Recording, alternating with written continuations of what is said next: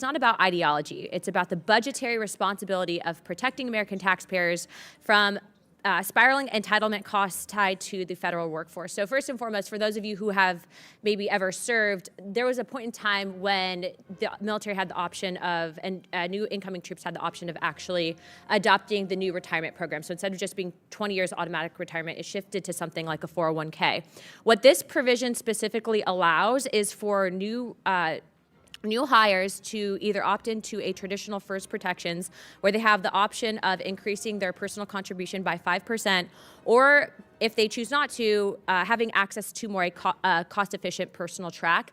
That's important because a lot of people are saying that this is somehow going to impact the current retirement system, and that's simply not the case.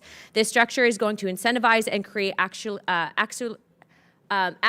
beneficial dynamic changes for the Treasury, allowing the CBO to reduce the deficit by over $4.5 billion over the next decade. So I understand everyone here is representing their districts, their constituents, and what I can tell you is, first and foremost, it's really important that the facts and the evidence is out there. We are not trying to attack people's retirements. In fact, we're doing quite the opposite, and if you have a runaway train of debt, ultimately understand that that can impact everything from Social Security to these retirement packages, so we have to be fiscally responsible.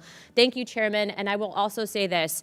Unfortunately, right now, because of the amount of, I think, partisanship in regard to this topic, I think a lot of people are genuinely scared about DOGE. And the fact is that DOGE is actually doing right by all of the American people by ensuring that future programs, future generations are not left on the fiscal hook of debt, but also to have the opportunity and access to the American dream. So I understand what everyone's here is trying to do in regards to their constituencies, but it's very important that we have those facts out there. So thank you, Chairman. I yield this time, and I urge all of my colleagues not just to support this amendment, but also to support this reconciliation package.